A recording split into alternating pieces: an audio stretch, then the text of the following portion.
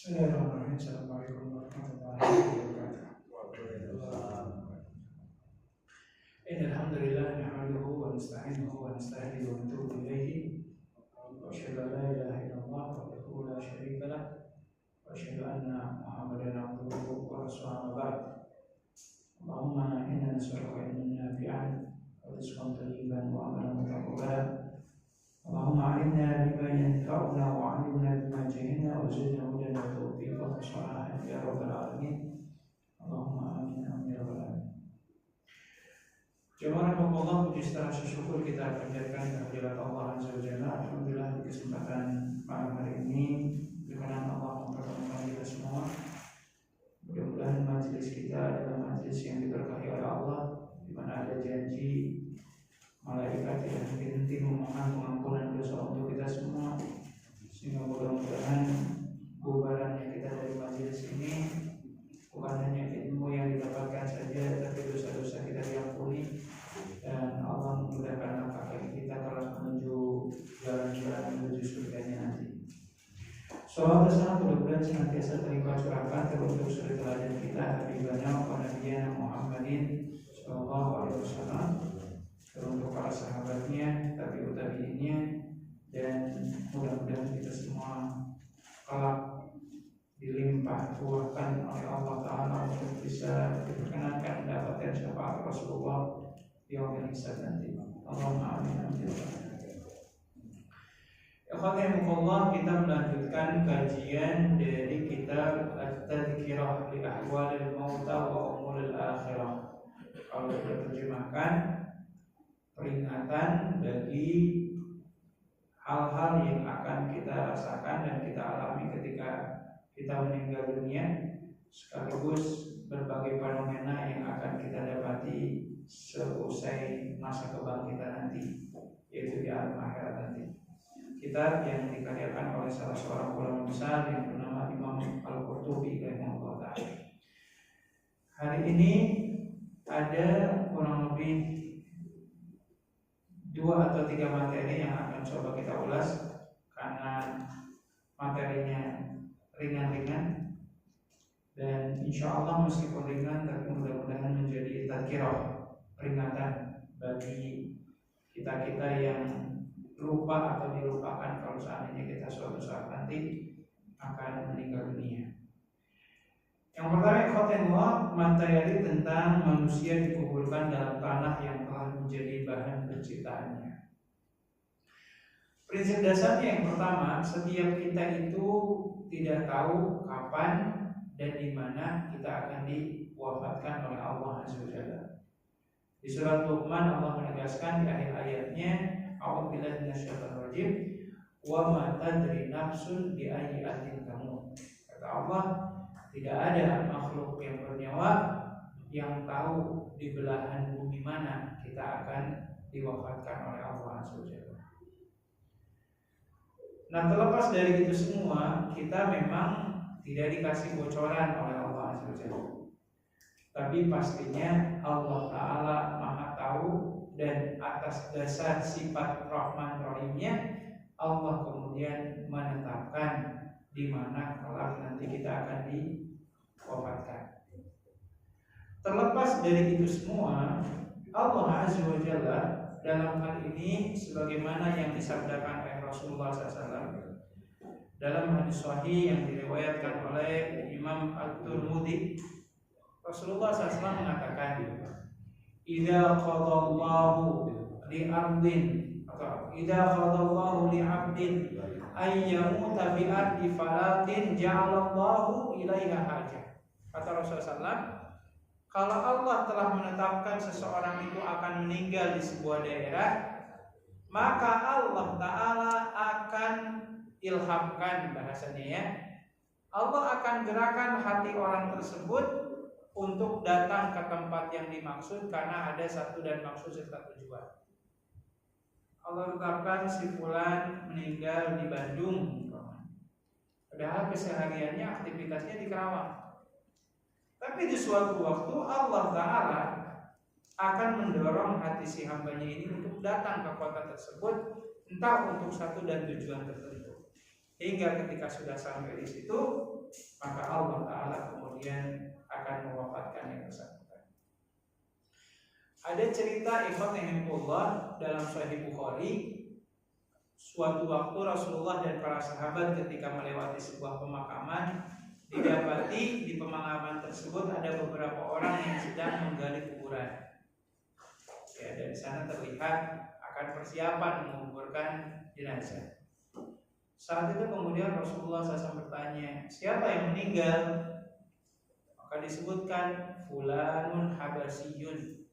Ya Rasulullah, yang meninggal ini si fulan, asalnya itu dari Habasyah.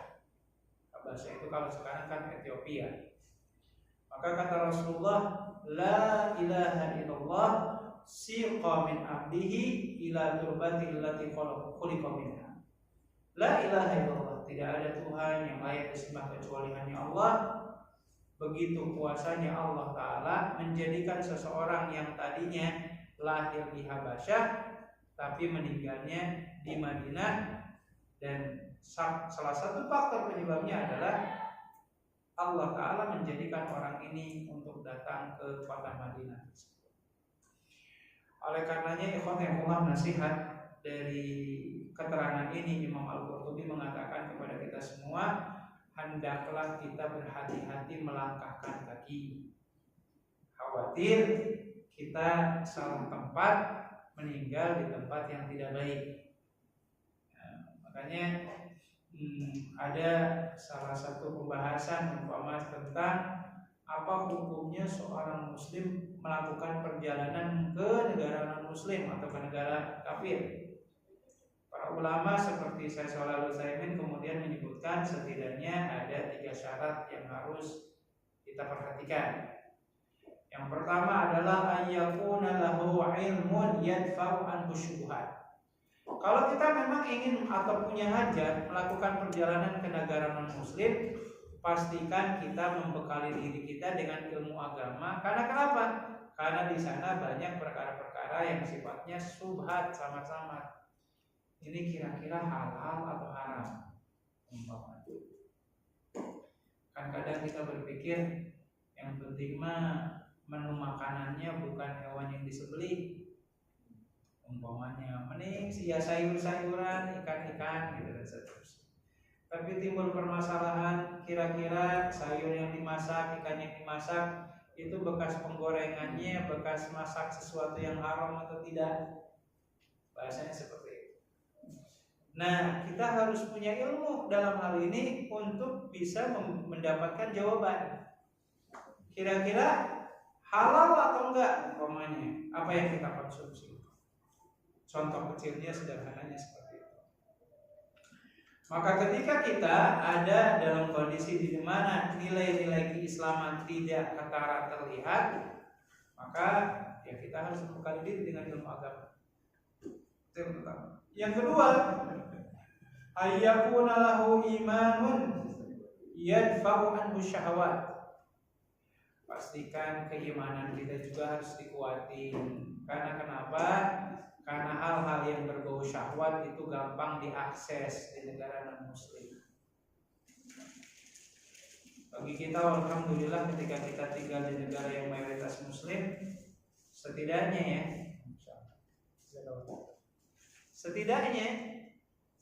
ya orang mau melakukan kemaksiatan pasti malu-malu. Dia menegap minuman keras di tempat yang terbuka pasti kita malu. Tapi di negara-negara non-muslim, ya minuman keras itu sesuatu yang biasa dikonsumsi dalam sehari. Maka pastikan kita punya bekal ilmu agama yang cukup, pastikan keimanannya juga kuat, dan yang tidak kalah penting adalah ayyakuna safaru fi hajat. Pastikan keberangkatan kita ke sana itu ada memang misi penting yang hendak kita cari. Saya kemarin bercerita ada salah seorang jamaah pensiunan. Jadi sekarang lagi keliling ke negara kalau nggak salah Norwegia. Ya tujuannya ingin apa Pak? Ingin melihat namanya aurora. Apa sih apa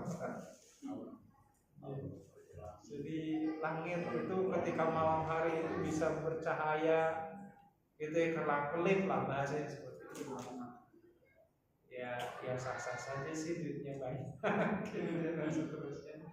Asal ya bisa tahu kapan sholat itu dilaksanakan dengan kondisi waktu yang mungkin tidak normal seperti layaknya kondisi di Indonesia. Kalau kita kan alhamdulillah maghrib ke isya udah ketahuan, durasi malam dan siang ketahuan. Tapi kalau di negara-negara yang apalagi sudah dekat dengan kutub utara, bisa jadi waktu siang dan waktu malam itu ya bahasanya ya nggak jelas, nggak seperti kita hari ini. Nah, kita harus paham. Makanya kan ada orang yang ketika bulan Ramadan katanya bilangnya di sini puasanya paling tercepat karena baru sahur sejam kemudian udah buka. Ya aturannya nggak kayak gitu, ikhwan. Makanya keluar fatwa kata para ulama, kalau kita tinggal di daerah seperti itu, maka waktu yang nggak normal itu minimal patokan kita itu adalah cari negara yang terdekat yang waktunya normal. Seperti itu. Bukan berarti kemudian puasanya cuma 1 jam, nggak ada kayak gitu ya. Nah, itu catatan.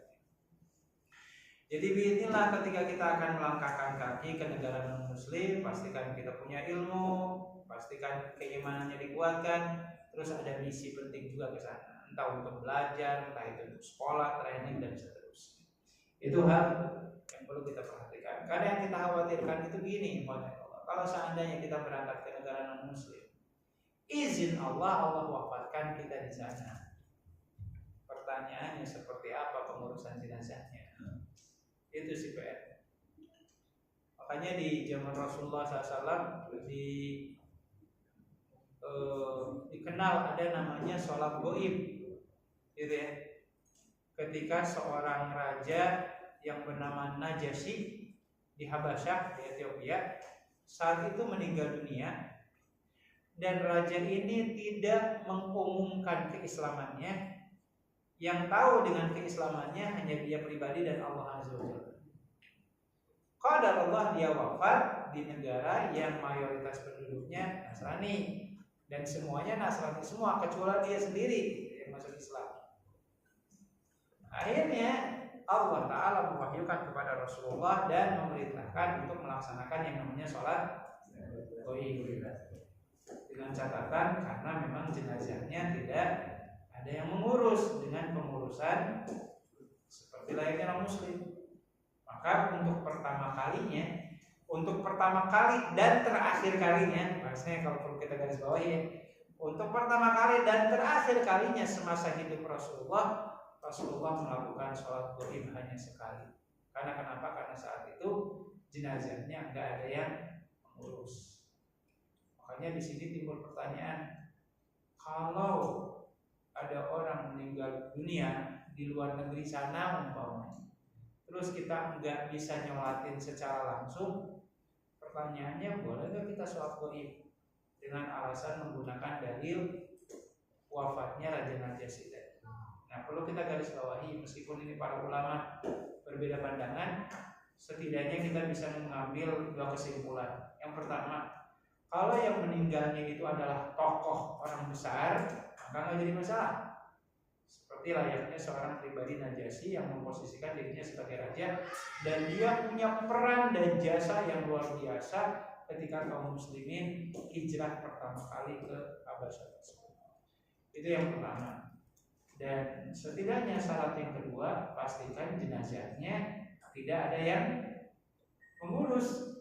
Tapi kalau jenazahnya sudah ada yang mengurus, sudah ada yang nyolatin, maka kembali ke hukum asal, sholat jenazah itu hukumnya fardu kifayah.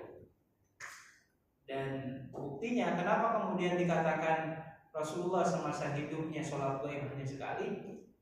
Karena gini, Allah bukan sekali 2 kali Rasulullah memberangkatkan para sahabat ke medan pertempuran, banyak yang mati syahid, dan di saat yang sama Rasulullah nggak menginstruksikan kepada penduduk Madinah, ayo kita rame-rame sholat goib untuk si fulan gitu. Artinya kalau sudah ada yang nyolatin, udah selesai, nggak perlu kemudian kita menunaikan sholat goib. Kalau mau nih langsung datang ke pemakamannya.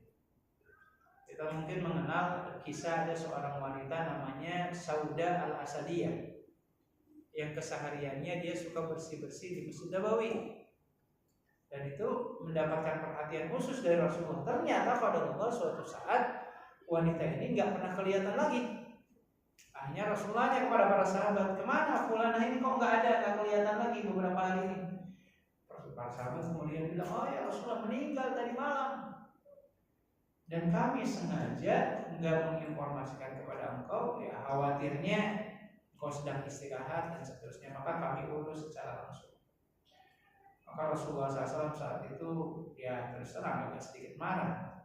Kata Rasulullah, ka'annakum tasawwartum amra'a, kalian itu kok kayak menganggap sepele urusannya ini. Akhirnya kata Rasulullah, dullani ala qawliha, tolong tunjukkan saya di mana tujuannya. Maka Rasulullah SAW dibawa oleh para sahabat ke pemakaman Sauda ini, dan Rasulullah melaksanakan sholat jenazah di area pemakaman perempuan tersebut. Jadi maksudnya kalau kita memang belum sempat nyolatin secara langsung, ya nggak perlu kita sholat gaib. Tunggu aja waktunya. Kalau izin Allah nanti ada waktu, kita datang ke pemakamannya dan kita sholat jenazah di sana. Dan ada beberapa riwayat yang mungkin sebagai penguat ya. Bagaimana ketika istri-istri Rasulullah wafat di masanya, seperti Aisyah, seperti Ummu Salamah radhiyallahu anha, diceritakan ada beberapa para sahabat yang saat itu memang sudah berpencar ke berbagai negara. Salah satunya ada Ibnu Umar, Abu Hurairah. Mereka datang dari Bahrain, dari mana? Ketika mereka tahu istri Rasulullah wafat, dan wafatnya itu sudah berlalu sebulan sebelumnya, karena memang akses informasinya kan telat, nggak seperti sekarang. Akhirnya ketika para sahabat itu mengetahui istri-istri Rasulullah wafat, seperti Siti Aisyah, Ummu Salamah radhiyallahu anha, akhirnya semuanya mereka datang, dan akhirnya mereka datang ke pemakamannya dan sholat jenazah di makam Siti Aisyah dan Ummu Salamah. Sehingga di sini kalau bicaranya terkait ada enggak rentang waktu sampai kapan kita boleh sholat jenazah di pemakaman, ya kita diingatkan oleh Rasulullah bahwasannya organ tubuh manusia itu secara hukum asalnya akan hancur kecuali hanya tulang ekornya. Ya bahasanya selama masih ada tulangnya, tulang belulangnya, ya silahkan sholat jenazah di pemakaman. Asal jangan kayak gini. Ini ada orang yang kebablasan, ada orang yang datang ke Madinah, mau ngapain? Niatnya ingin sholat jenazah di makam Rasulullah. Ini kan umpamanya itu saya belum sempat nyolatin jenazah Rasulullah. Oh udah saya datang aja deh. Sekalian kunjung ke Raudhah, ke Masjid Nabawi, sekalian aja sholat. Ada di Tampol Askar gitu. Yang nggak ada ya kalau mensolati jenazah Rasulullah. Karena kenapa? Kita dipahamkan orang itu terkena kewajiban beribadah kalau sudah balik. Kan syaratnya gitu kan, orang mukallaf itu kalau udah balik. Pertanyaannya ketika Rasulullah wafat, waktu itu kita sudah balik itu belum? Baru balik, lahir aja belum lahir gitu ya. Ya nggak ada, ya nggak ada kewajiban dan nggak ada aturan mainnya. Ya umpamanya kita kenal kuburan sebulan, umpamanya kuburannya Sunan Kalijaga, langsung datang ke kuburannya, sholat di sana. Yang nggak ada yang sholat jenazah di makam yang dimana waktu itu kita sendiri belum balik, belum lahir gitu ya, boro-boro balik, lahir aja belum gitu. Nah itu yang harus coba kita lakukan. Nah artinya dari semua uraian-uraian yang disampaikan tadi, Allah ini menjadi catatan kemana kaki kita melangkah. Ya kita juga harus mewanti-wanti. Khawatir qadar Allah menetapkan kita wafat di sana, ya ternyata ya sesuai dengan apa yang Allah tetapkan. Kalau Allah sudah menetapkan seseorang meninggal di sebuah negeri, ja'alallahu ilaiha hajah, maka Allah akan jadikan orang tersebut punya hajat untuk datang ke tempat itu dan Allah wafatkan. Nah, terlepas dari itu semua, ikhwanillah, dalam kitab At-Tadhkirah ini Imam Al-Qurtubi kemudian menegaskan bahwasannya ketika berbicara tentang Allah telah menetapkan seseorang itu akan meninggal di sebuah daerah, Imam Al-Qurtubi kemudian mengutip petikan firman Allah di surat Thaha ayat 55. A'udzubillahi minasyaitonirrajim. Minha khalaqnakum wa fiha nu'idukum wa minha nukhrijukum taratan ukhra. Kata Allah, dari tanah itu kami menciptakan kamu. Kami menciptakan kamu. Ke tanah itu juga kamu akan dikembalikan. Dan di tanah itu juga kamu akan dibangkitkan. Jadi maksudnya apa? Imam Al-Qurtubi dalam kitab tafsirnya memahamkan kepada kita semua bahwasannya terlepas di negara manapun kita akan meninggal, tapi pastinya tempat makam kita itu, tempat kuburan kita itu letaknya di mana, Pak? Di area tanah yang dulu Allah menciptakan kita. Jadi dari tanah kembali ke tanah lagi. Iya, berarti tanah dari tanah laut. Bukannya ada guyonan gitu ya. Kalau apa namanya, kalau perempuannya bawel, oh itu mah dari tanah sengketa. Enggak. Jadi Bapak Ibu sekalian, setiap kita biidznillah berdasarkan surat Thaha ayat 55 ini diingatkan oleh Allah, dimanapun kita wafat pastinya kita akan dikuburkan di mana penguburan itu dulunya adalah tanah sumber Allah menciptakan jasad kita. Nah, oleh karenanya ada satu sunnah sih sebenarnya yang kita lupakan. Jadi maksudnya gini, ada sunnah di mana Rasulullah SAW itu, Rasulullah dan para sahabat memiliki semacam kebiasaan. Meskipun kebiasaan ini enggak diucapkan secara lisan, tetapi dilakukan secara perbuatan. Maksudnya apa? Rasulullah, kalau Rasulullah udah jelas tidak ada seorang nabi yang meninggal kecuali akan dikuburkan di tempat di mana dia meninggal. Nah, maksud saya untuk para sahabat dan yang lainnya, dimanapun mereka wafat, maka mereka akan dikuburkan di kota tersebut. Nah, kalau di kita kan beda ya, kadang suka berwasiat meninggalnya di Kerawang, pengennya dikuburkan ke Jawa Tengah. Padahal sih sebenarnya kalau mengikuti tuntunan seperti apa yang dicontohkan oleh Rasulullah dan para sahabat, ya udah, meninggalnya di Mekah ya dikuburkan di Mekah, meninggalnya di Madinah ya dikuburkan di Madinah. Ya, karena mau dimanapun dikuburkan kan nggak ngaruh gitu.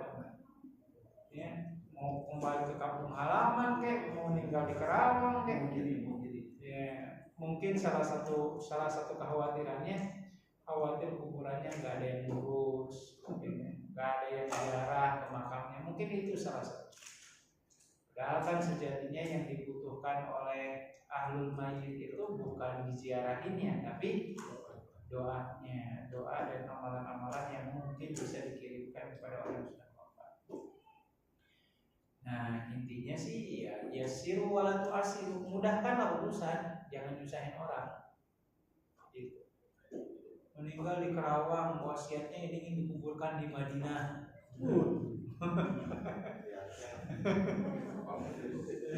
Nyusahin orang itu gitu ya. Meskipun kan dikuburkan di Madinah ada keutamaannya. Itu kan siapa orang yang wafat dan dikuburkan di Madinah akan mendapatkan syafaat dari Rasulullah. Tapi tentunya ya, bahkan ada dalam satu riwayat, meskipun riwayat ini diperselisihkan kesahihannya oleh para ulama terkait apa? Ada riwayat bahwasannya siapa orang yang meninggal jauh dari kampung halamannya, maka itu berbanding lurus dengan seberapa luas surga yang akan Allah berikan. Saya pakai jauh. Jadi kalau ada yang orang Aceh meninggal di Kerawang, ya udah dikuburkannya di Kerawang, nggak usah dipulang ke Aceh. Nggak tahu ya. Tahu ya. Ya jangan kayak gitu. Nggak tahu. Nah, itu satu hal yang perlu kita cermati secara bersama. Jadi di satu sisi Allah telah menetapkan kita itu akan meninggal di mana, di daerah mana. Tapi di sisi yang lain Allah juga menegaskan dimanapun kuburannya, yang jelas dari tanah itu tubuh kita diciptakan oleh Allah. Maka itu catatannya yang perlu kita perhatikan secara seksama. Baik, mudah-mudahan ini menjadi pengingat bagi kita semua. Ya, wabil khusus kalau ada yang mau melakukan safar, pastikan masalah utangnya udah lunas. Ya, kalau apalagi perjalanannya jauh, kalau ada dosa yang pernah kita lakukan, mintakan pintu pemaafannya. Dan termasuk tadi ya, kalau seandainya melakukan perjalanannya ke negara non muslim, ya harus menyiapkan ilmunya, menyiapkan imannya, agar kita tidak terjerumus dengan lingkungan yang tidak baik. Baik, itu catatan yang perlu kita perhatikan secara seksama terkait kita diciptakan dan dikuburkan dari tanah yang sama. Selanjutnya, ikhwatan Allah,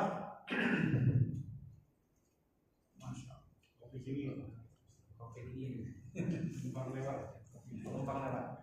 Baik. Selanjutnya, ikhwatan Allah, ketika Allah Azza wa Jalla menginformasikan kepada kita semua bahwasannya kita itu diciptakan dari tanah, di mana tanah itu akan menjadi kuburan kita. Maka dalam hal ini Imam Al-Qurtubi kemudian bahasanya memuji apa? Ada 3 hamba Allah yang sholihin, yang 3-tiganya dikuburkan di area yang sama, yang 4-empatnya dikuburkan di area yang sama, yang sumber tanahnya pun insya Allah dipastikan sama. Siapa 4 hamba Allah di sini? Yang pertama Nabi Muhammad SAW. Yang kedua mertua pertamanya Abu Bakar. Yang ketiga mertua yang keduanya Umar bin Khattab. Nabi Isa, ya, Nabi Isa. Iya, dan yang terakhir Nabi Isa alaihissalam. Sebagaimana yang disabdakan oleh baginda Rasulullah SAW, bahwasannya Nabi Isa akan dimakamkan di kota Madinah di samping pemakamannya Rasulullah.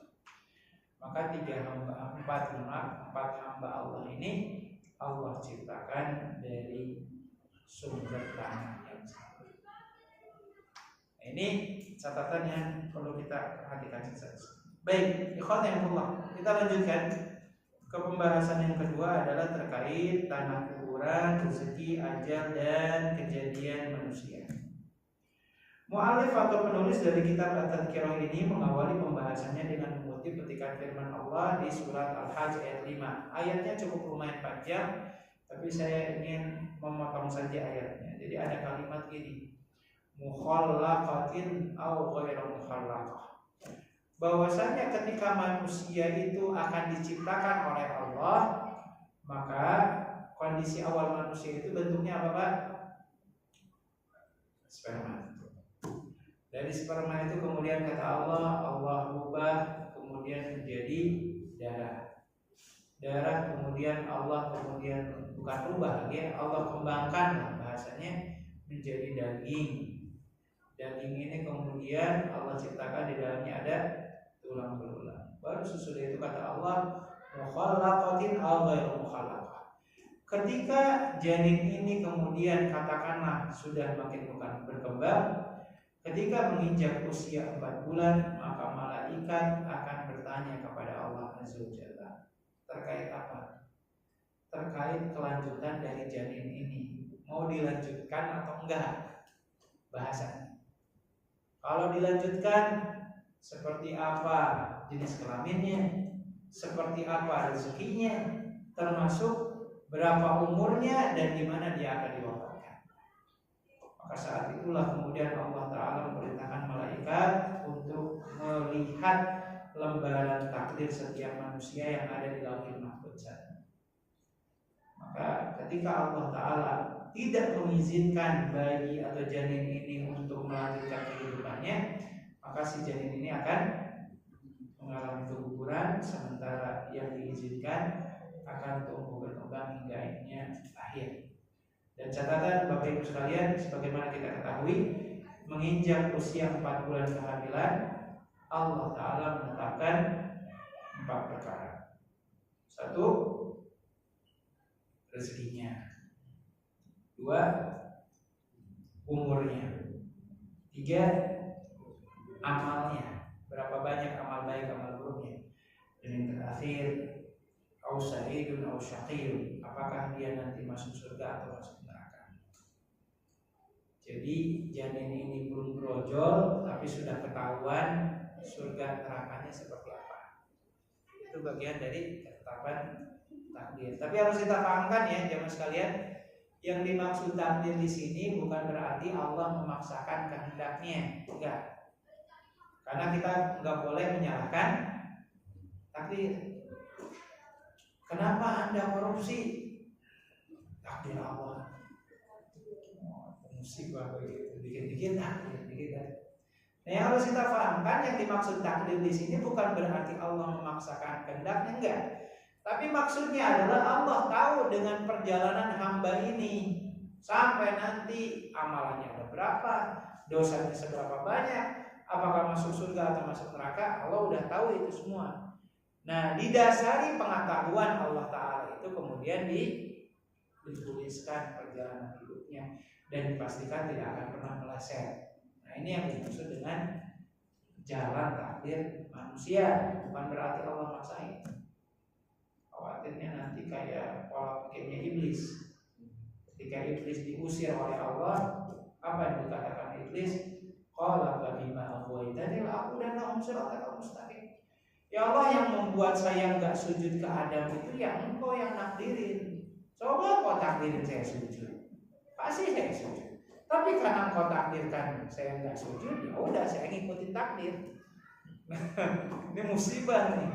Jadi iblis ini di samping dia sombong, di sisi yang lain malah mengkambing hitamkan takdirnya Allah saja.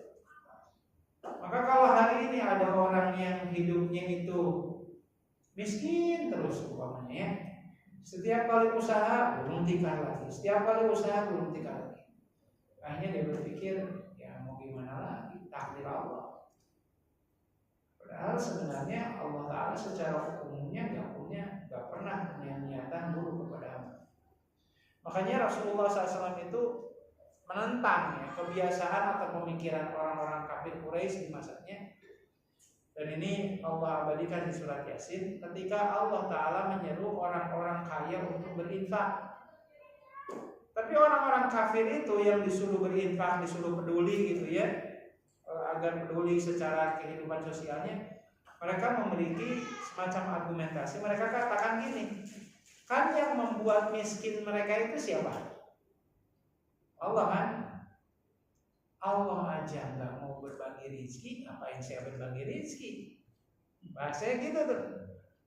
Ya, kalau Allah mau kayakan mereka, pasti Allah mau. Tapi karena Allah nggak mau, ya ngapain saya berbagi dengan orang yang nggak diberikan rezeki sama Allah? Nah ini kan bahaya kalau kayak gitu, Pak. Nah ini yang harus coba kita pahamkan secara sesama. Nah singkatnya, ketika kita semua menginjak usia 4 bulan di kandungan ibu kita, maka malaikat akan mendatangi janin tersebut, lalu kemudian disuruh oleh Allah untuk menuliskan 4 perkara. Dan ketika semuanya sudah dituliskan, hal selanjutnya yang dilakukan oleh malaikat adalah membuat perjanjian antara kita dengan Allah Ta'ala. Dan ini Allah abadikan di surat Al-A'raf ayat 172, di mana Allah menegaskan, a'udzubillahi minasyaitonir rajim, wa id akhadha rabbuka min bani adama min zuhurihim wa dzurriyyatahum wa asyhadahum ala anfusihim alastu birabbikum. Dan ingatlah ketika Tuhan mengambil janji setia kepada kita di alam arwah. Jadi sebelum arwah kita ditiupkan ke janin, kita semua sudah membuat perjanjian. Apa perjanjiannya? Alastu birabbikum, apakah kalian percaya aku ini adalah Tuhan kalian? Maka dulu kita di alam arwah berjanji setia bahwasannya yang menciptakan menciptakan kita, yang memberi rezeki kita, yang menghidupkan, yang mematikan kita adalah Allah Azza wa Jalla. Sehingga kata Rasulullah SAW, tidak ada bayi yang dilahirkan mau orang tuanya muslim atau kafir sekalipun, yang jelas bayi itu lahir dalam kondisi suci. Yang dimaksud suci di sini apa? Rasulullah menegaskan bukan berarti suci nggak punya dosa, bukan itu maksudnya. Tapi kata Rasulullah, wa ala millatil Islam. Bayi yang dilahirkan itu statusnya beragama Islam. Gitu. Status kalau. Sehingga timbul pertanyaan gini ya Mas.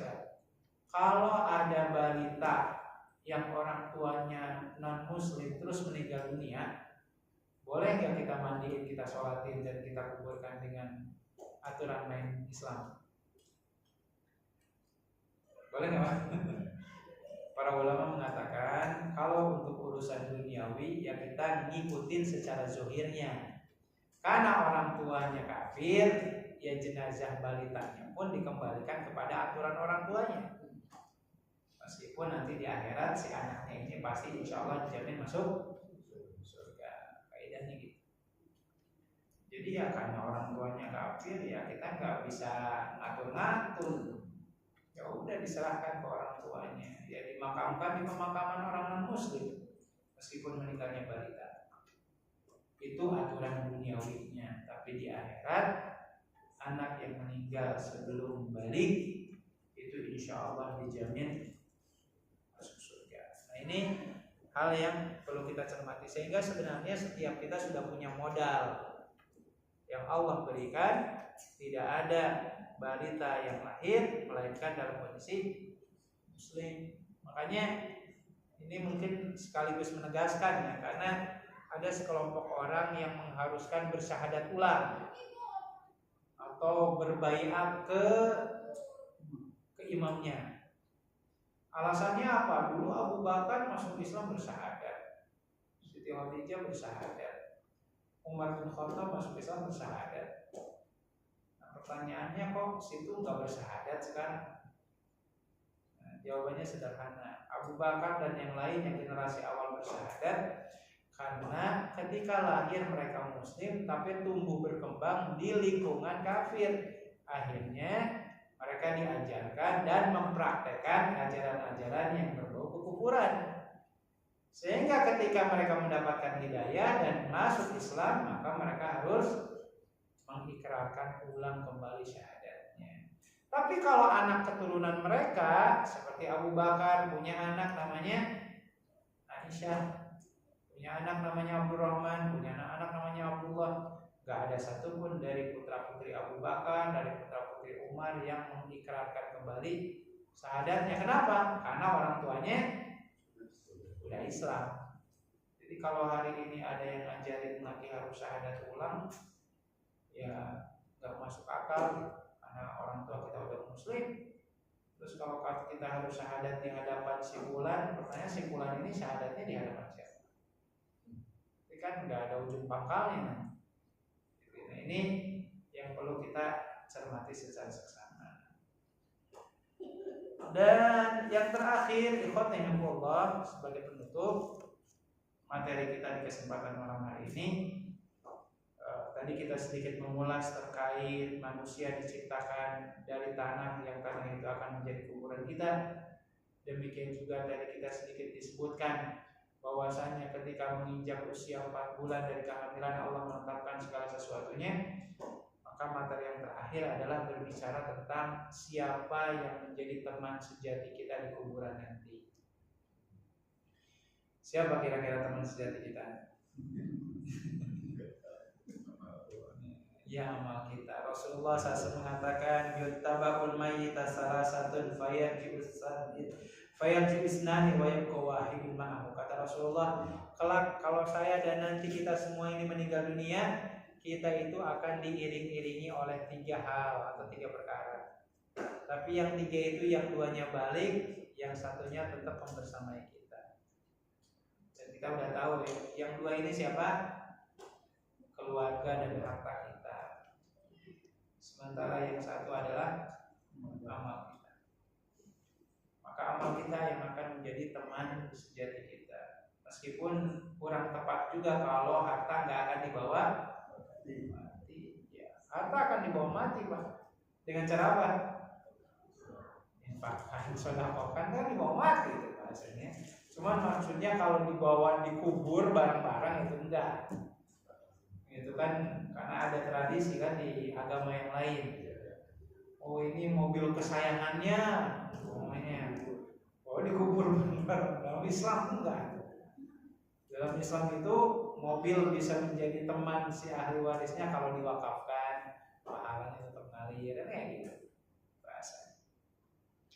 Nah, oleh karena ya singkatnya ikhwan Allah, ini sebagai penutup, Allah Azza wa Jalla itu menegaskan di antara bentuk keberuntungan seorang pribadi muslim dan muslimah itu adalah ketika kita meninggal dan meninggalnya kita itu tidak memutus amalan kita, yang terputus hanya umur saja.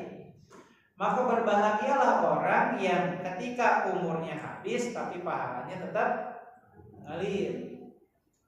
Kan disebutkan di Al-Quran itu ada pahala yang tetap ngalir itu untuk dua kelompok. Yang pertama untuk Rasulullah pribadi di surat Al-Qalam, wa innalaka la'ajrun ghairu mamnun, dan bagi engkau wahai Rasulullah engkau ada pahala yang gak pernah berhenti. Dan yang kedua untuk umatnya yaitu kita, ilal ladina amanu wa amilus sholihati falahum ajrun ghairu mamnun.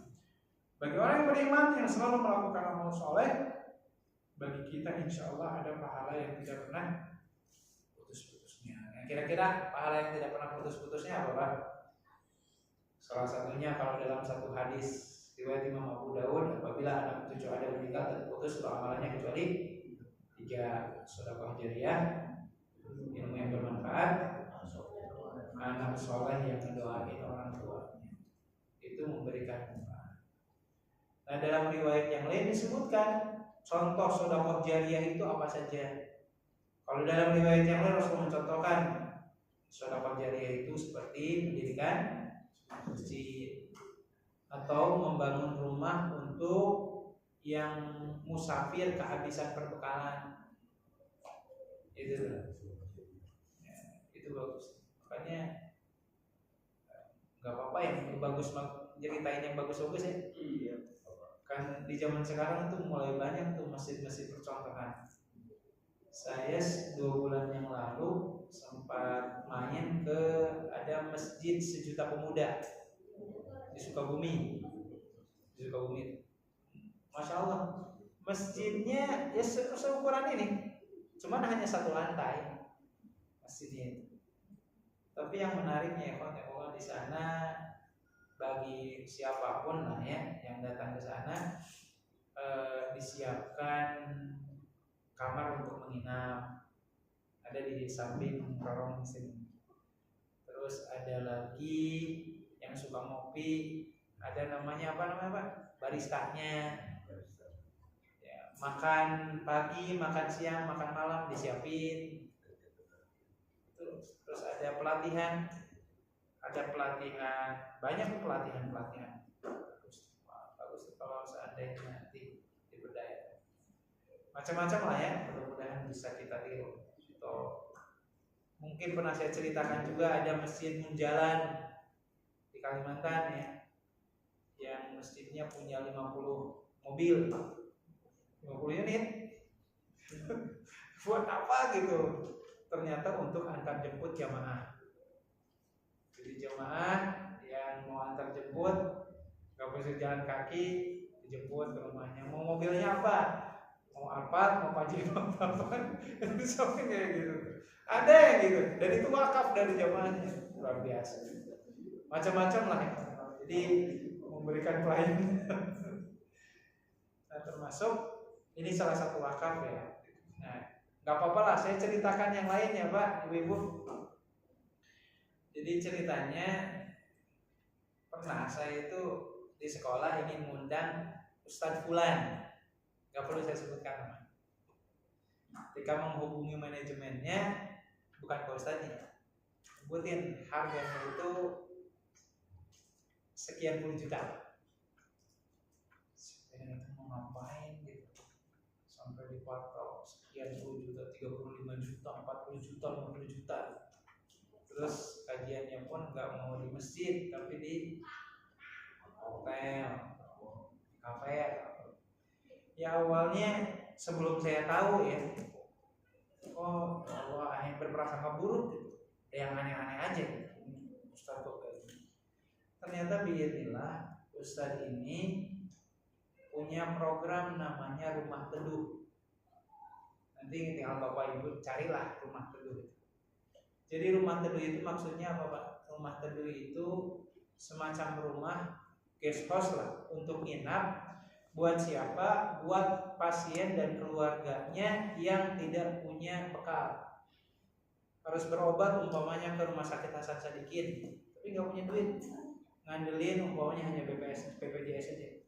Itu disiapin rumah inapnya sekaligus biayanya dan seterusnya. Kalau saya baru tahu ternyata ongkos Ustadz Fulan ini sedemikian besar ternyata.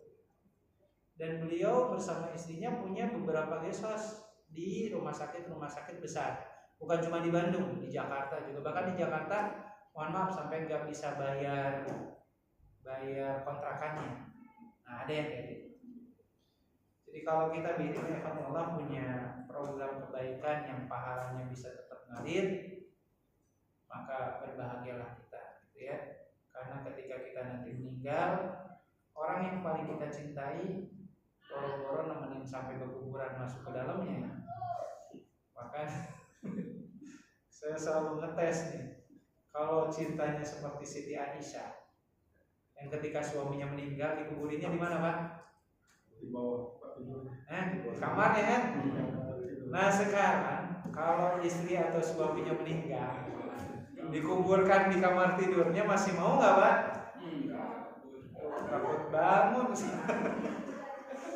Katanya cinta gitu kan, katanya cinta, giliran udah meninggal dikuburkan di kamarnya nggak pada mau gitu kan.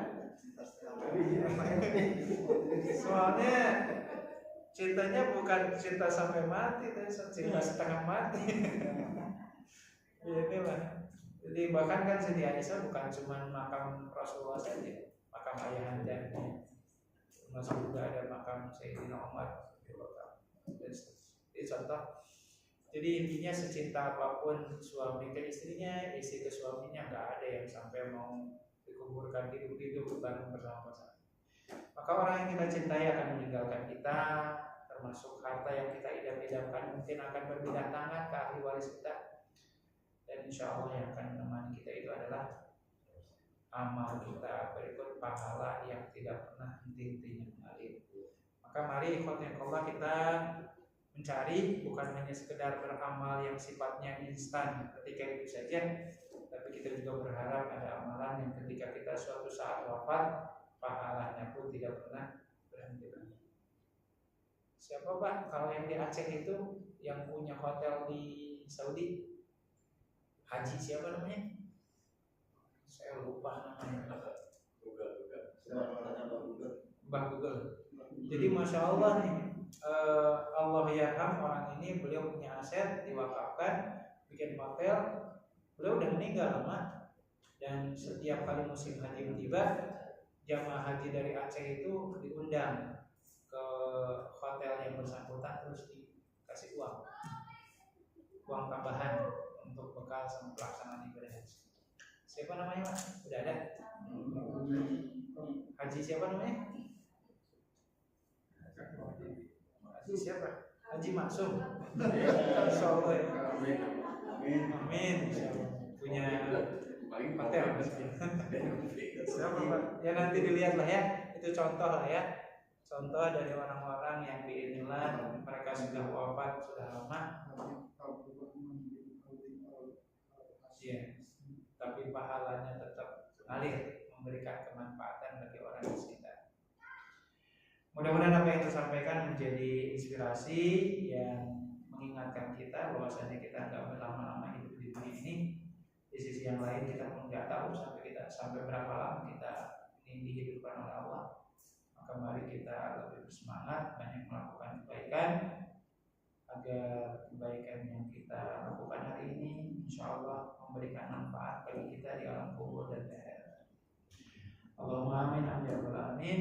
Itu saja mungkin Bapak Ibu materi kita hari ini. Sebelum ditutup, monggo ada yang mau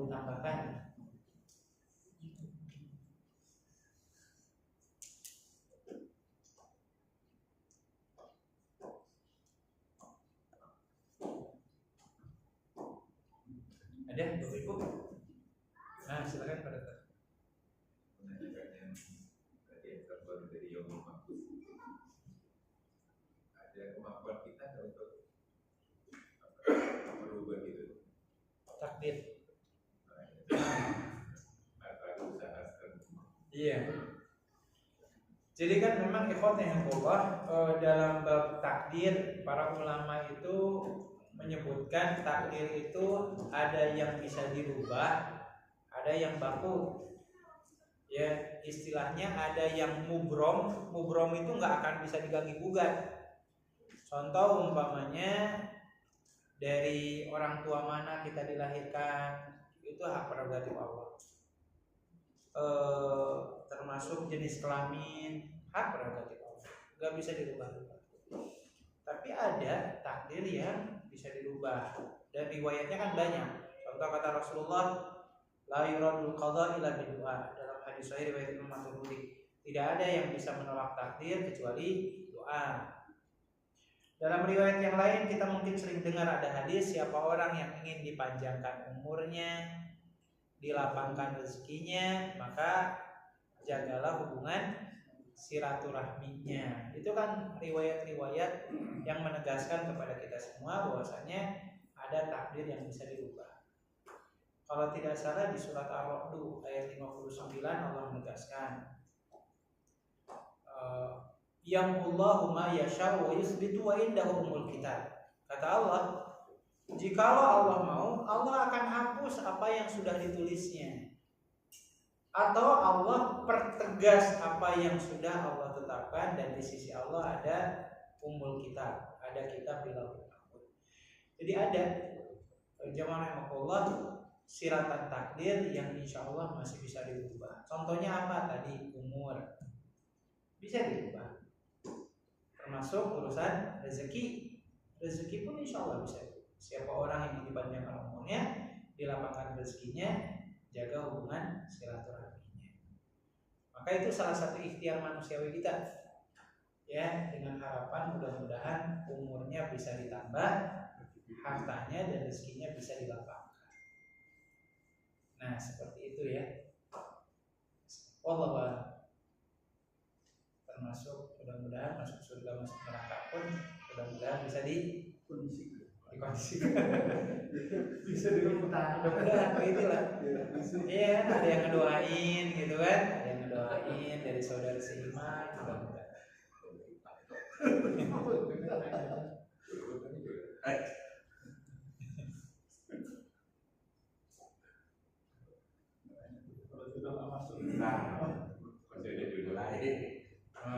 Ustaz, poligami takdir bukan? Gini, itu mah nyari masalah itu. Ya jamaah rahimakumullah, prinsipnya jodoh itu apakah takdir atau bukan? Iya, takdir. Dengan siapa kita menikah, gitu kan? Itu adalah bagian dari takdir. Makanya Allah menegaskan, yang baik ketemu dengan yang baik, yang tidak baik yang ketemu dengan tidak baik. Aturan mainnya seperti itu. Maka hari ini kita ketemu dengan istri kita ketemu dengan kita selaku suaminya, itu bagian dari ketetapan takdir. Tinggal poinnya gini, Bapak Ibu, takdir baik atau takdir buruk ini? Karena ada cerita sahabat Nabi namanya Imran bin Husain, punya istri namanya Maryam. Masya Allah, Maryam ini juga cantik, kaya raya.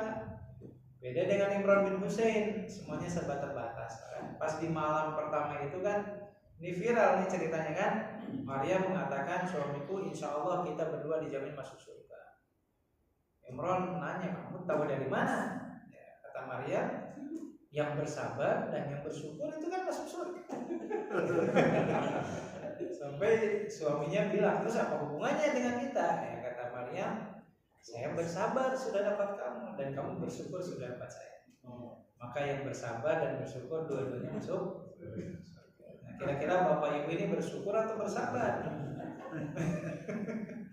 Dan mudah-mudahan kita semua ini dipertemukan oleh Allah, konteksnya itu takdir baik, ya, takdir baik. Mudah-mudahan itu bagian dari ketetapan. Wallahu a'lam. Itu.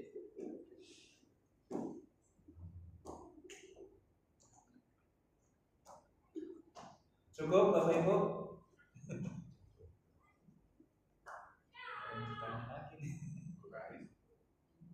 Biasanya ada siapa? Pak Joko biasanya. Baik, ikhwata yang Allah, mudah-mudahan apa yang tersampaikan menjadi tambahan ilmu dan pengetahuan bagi kita semua, sekaligus memotivasi bagi kita untuk lebih banyak belajar dan hadir di berbagai majelis ilmu. Tujuannya sederhana, agar kualitas amal dan keimanan kita bisa jauh lebih baik lagi. Mari kita tutup dengan beristighfar, hamdalah dan doa kafaratul majelis. Astagfirullahaladzim, astagfirullahaladzim, astagfirullahaladzim. Alhamdulillahirabbil alamin. Subhanallahumma wa bihamdika, asyhadu an la ilaha illa anta, astaghfiruka wa atubu ilaik. Assalamualaikum warahmatullahi wabarakatuh.